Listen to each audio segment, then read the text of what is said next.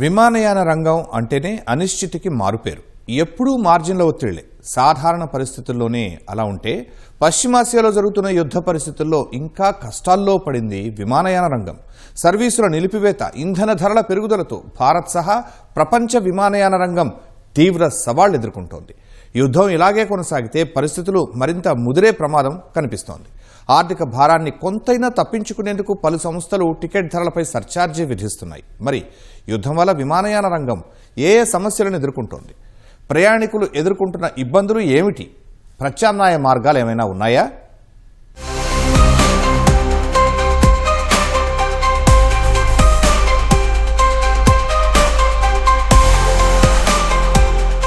పశ్చిమాసియాలో యుద్ధం రెండు పక్షాలది. కానీ కష్టాలు మాత్రం ప్రపంచమంతటికి అన్నట్లు పరిస్థితులు మారిపోయాయి. ఓవైపు చమురు సంక్షోభం వేధిస్తూ ఉంటే దానికి తోడు భారత్ సహా ప్రపంచ విమానయాన రంగం కూడా కష్టాలు ఎదుర్కొంటోంది. చమురు ధరలు పెరుగుతూ ఉండడం, సర్వీసుల నిలిపివేతతో విమానయాన సంస్థలు ఆర్థిక ఇక్కట్లను ఎదుర్కొంటున్నాయి. సాధారణంగా విమానయాన సంస్థలు మార్జిన్ల ఒత్తిళ్లలో ఉంటాయి. ఇటీవల కాలం వరకు ముడిచమురు ధరలకు అనుగుణంగా విమాన ఇంధనం ఏటీఎఫ్ ధర అందుబాటులో ఉంటూ రాగా, ఇరాన్పై అమెరికా, ఇజ్రాయెల్ యుద్ధం ప్రారంభమయ్యాక చమురు ధరలు పెరుగుతూ వస్తున్నాయి. డాలర్తో పోలిస్తే రూపాయి విలువ పతనమవుతూ రావడం మరింత ఇబ్బందికరంగా మారింది. విమానయాన కంపెనీలు ఎక్కువగా ఖర్చు చేసేది ఏటీఎఫ్ పైనే. మొత్తం నిర్వహణ వ్యయాల్లో దీని వాటా 30% నుంచి 40% ఉంటుంది. గల్ఫ్ సహా అనేక దేశాలకు సర్వీసుల నిలిపివేత, చుట్టూ తిరిగి ప్రయాణం చేయాల్సి రావడానికి తోడు ఏటీఎఫ్ ధరల పెరుగుదల వల్ల విమానయాన కంపెనీలకు మోయలేని భారంగా మారుతోంది.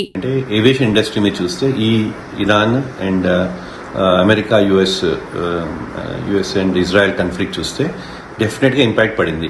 ఒకటేమో చమురు ధరల వల్ల ఎక్కువైతే రేట్స్ అయినాయో దాంతో ఫ్లైట్ రేట్స్ బాగా ఎక్కువైపోయినాయి, ట్రావెల్ ఎక్కువైపోయింది. దాంతో ఏవియేషన్ టర్బైన్ ఫ్యూయల్ అని అంటాము.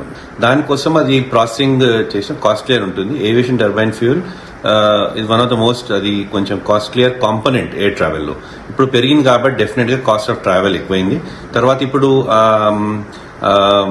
ఇరాన్ గగనస్థలం మీద మనము ట్రావెల్ చేయలేకపోతున్నాం కాబట్టి చుట్టూ తిరిగి వెళ్లాల్సి వస్తుంది. ఎస్పెషల్లీ యూరోప్కి, యూఎస్కి వెళ్ళడానికి లాంగర్ రూట్స్ పడుతున్నాయి. అందులో షెడ్యూల్స్ కూడా అప్సెట్ అయినాయి అండ్ ట్రావెల్ టైమ్స్ కూడా ఎక్కువైనాయి. ధరలు ఎక్కువైపోయినాయి, ట్రావెల్ టైమ్స్ ఎక్కువైనాయి, ప్లస్ షెడ్యూల్స్ అన్ని రీషెడ్యూల్ చేయాల్సి వస్తుంది. సో ఈ ఇంపాక్ట్ ఉన్నది. అయితే దీనికి దారి ఏందని చూస్తుంటే మధ్య మధ్యలో ఇప్పుడు different reserves of crude oil, America కొన్ని స్ట్రాటజిక్ రిజర్వ్స్ రిలీజ్ చేసింది, రష్యాని కొనుక్కోమంటుంది. కానీ ఇది చాలా తాత్కాలికంగా కనబడుతుంది. ముందు ముందుకు స్ట్రైట్ ఆఫ్ హోర్ముజ్ అయితే కంట్రోల్ ఉంటుంది. దాన్ని బట్టి మనకు తెలుస్తుంది ఎంతవరకు అయితే ఇది ఈ ఏవియేషన్ ఫ్యూయల్ మీద ఇంపాక్ట్ పడుతుందో. ఈ ఆర్థిక సంవత్సరం ఫిబ్రవరితో ముగిసిన 11 నెలల్లో ఏటీఎఫ్ కిలో లీటరు ధర సగటున 91,173 రూపాయలు ఉంది. 2024-25 ఇదే కాల సగటు ధరతో పోలిస్తే ఇది 4% తక్కువ. ఈ ఏడాది ఫిబ్రవరితో పోలిస్తే ఈ నెలలో ఏటీఎఫ్ ధరలు 6% పెరిగి 96,638 రూపాయలకు చేరింది. చెన్నైలో ఈ ధర ₹1,00,000 కూడా దాటింది. కరోనా సమయానికి ముందు ఉన్న 64,715 రూపాయలతో పోలిస్తే ఇది చాలా ఎక్కువ. పశ్చిమాసియా ఉద్రిక్తతల వల్ల ముడిచమురు ధరలు మళ్లీ పెరుగుతూ ఉండటంతో ఏటీఎఫ్ ధరలు కూడా మరింత పెరిగే ప్రమాదం కనిపిస్తోంది. ఇది విమానయాన సంస్థల లాభాలను దెబ్బతీసే అవకాశముంది. 2025-26 ఆర్థిక సంవత్సరంతో పోలిస్తే రూపాయి మారకపు విలువ 9% పైగానే క్షీణించింది. విమాన లీజు, ఇంజిన్ నిర్వహణ వ్యయాలు, విడిభాగాల కొనుగోళ్లు, రుణ చెల్లింపులు వంటివి డాలర్లలోనే జరుగుతూ ఉంటాయి. ఇప్పుడు రూపాయి విలువ క్షీణించడంతో భారత విమానయాన కంపెనీలకు ఆర్థికంగా భారంగా మారింది. ఇది ఎన్నాళ్ళు ఇలా జరుగుతుంది అనేది మనం చెప్పలేము. ఈ యుద్ధం ఆగిపోయిన తర్వాత, చమురు ధరలు తగ్గిన తర్వాత అప్పుడే మనకి ఎయిర్ ప్యాసింజర్స్కి ఏవైనా హెల్ప్ ఉంటుందని నేను అనుకుంటున్నాను. దాదాపు 750 అంతర్జాతీయ ఫ్లైట్లను క్యాన్సిల్ చేయాల్సి వచ్చింది. ఇది ఆపరేషనల్ డెసిషన్స్ తీసుకోవడం వలన సేఫ్టీ ఆఫ్ ప్యాసింజర్స్ని మైండ్లో పెట్టుకొని రీరూటింగ్ చేస్తూ చాలా ఎక్కువ సమయము పెద్ద రూట్స్, లాంగ్ డిస్టెన్సెస్ ఫ్లై చేయాలని ఇండియన్ ఏవియేషన్ ఇండస్ట్రీ వాళ్ళు ప్రయత్నాలు చేస్తున్నారు.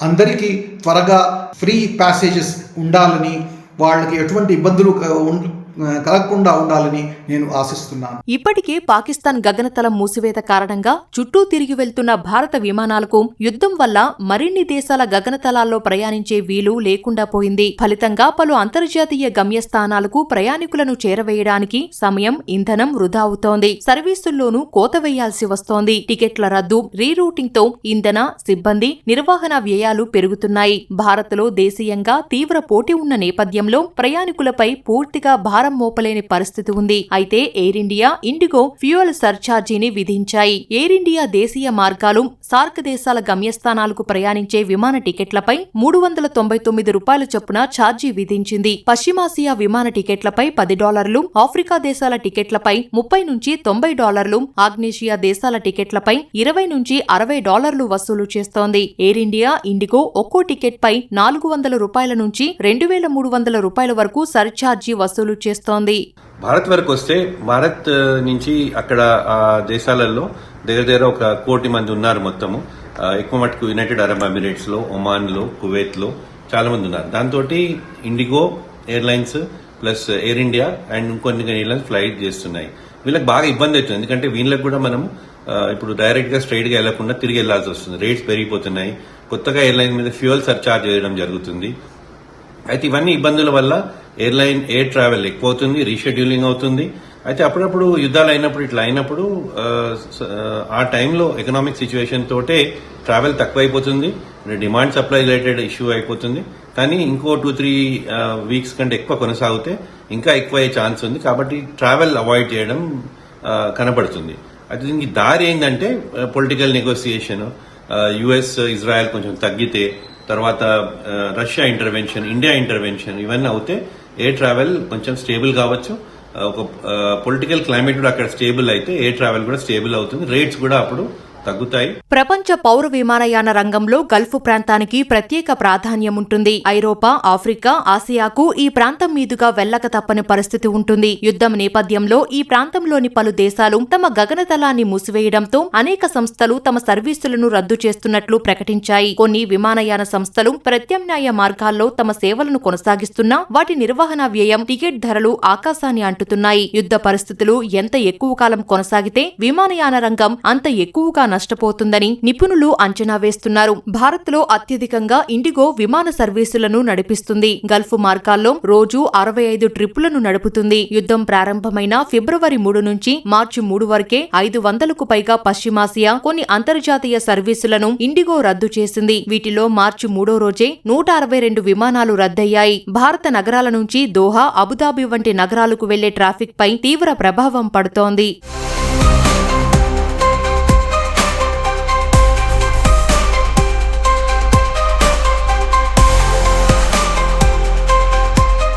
అంతర్జాతీయ ఆపరేటర్ల విషయానికి వస్తే పశ్చిమాసియాలో నిర్వహించే 36,000 సర్వీసుల్లో అనేకం రద్దయ్యాయి. యుద్ధం ప్రారంభమైన రోజుల్లో రెవెన్యూ నష్టం 23,000 కోట్ల రూపాయలకు పైగానే ఉంటుందని సిరియం ఎనాలిటిక్స్ అంచనా వేసింది. గగనతల మూసివేతలు లేదా ఆంక్షలు ప్రధానంగా ఇరాన్, ఇరాక్, జోర్డాన్ను ప్రభావితం చేసింది. బహ్రెయిన్లో విమానాల రద్దు 97% పైగానే ఉంది. ఖతార్లో ఇది 86%, కువైట్లో 81% పైగానే ఉంది. యునైటెడ్ అరబ్ ఎమిరేట్స్ లో కొన్ని రోజులు 81% వరకు విమానాల రద్దు జరిగింది. దుబాయ్, అబుదాబి తీవ్రంగా ప్రభావితం కాగా సౌదీ అరేబియా, ఒమన్, సిరియా, లెబనాన్లో పాక్షిక ఆంక్షలను విధించారు. దుబాయ్ నుంచి రాకపోకలను ఎమిరేట్స్ సంస్థ అనేక రోజుల పాటు రద్దు చేసింది. నిలిచిపోయిన ప్రయాణికులను తీసుకువచ్చేందుకు సరుకు రవాణా కోసం కొన్ని విమానాలను మాత్రం నడిపింది. నిత్యం 100 విమానాలు నడిపే ఎమిరేట్స్ ఇటీవల ఒకే రోజు 338 విమానాలను రద్దు చేసింది. ఖతార్ ఎయిర్లైన్స్ కూడా దోహా నుంచి తన విమానాలను రద్దు చేసింది. విమానాల రద్దుతో ప్రయాణికులకు ఇబ్బంది తప్పడం లేదు.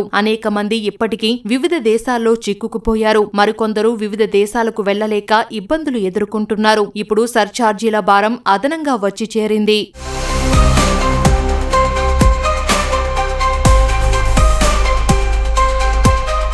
యుద్ధం వల్ల దేశీయ, అంతర్జాతీయ విమానయాన కంపెనీలకు ప్రతి వారం 80,500 కోట్ల రూపాయల నష్టం వాటిల్లుతోందని అంచనా. గగనతల మార్గాల మూసివేత వల్లే 30% నష్టం కలుగుతోంది. ప్రస్తుతం Pakistan, United Arab Emirates, Iran, Oman గగనతలాలు మూసి ఉన్నాయి. దీనివల్ల యూరప్, అమెరికాకు వెళ్లే విమానాలకు ఇబ్బంది కలుగుతోంది. విమానాల దారి మళ్లింపు వల్ల 20% అదనపు భారం పడుతూ ఉండగా సిబ్బంది ఖర్చులు మరో 10% ఉన్నాయి. యుద్ధం ఇలాగే కొనసాగినా బ్యారెల్ ముడి చమురు ధర $120లకు చేరినా ఏటీఎఫ్ ధర మరింత పెరుగుతుంది. దీనివల్ల విమాన టికెట్ ధరలు మరింత పెరిగే అవకాశముంది. కార్గో సేవలు, ముఖ్యంగా త్వరగా పాడయ్యే వస్తువుల రవాణాకు ఇబ్బందులు తప్పకపోవచ్చు. ఫలితంగా ఆయా వస్తువుల ధరలు పెరిగే సూచనలు ఉన్నాయి.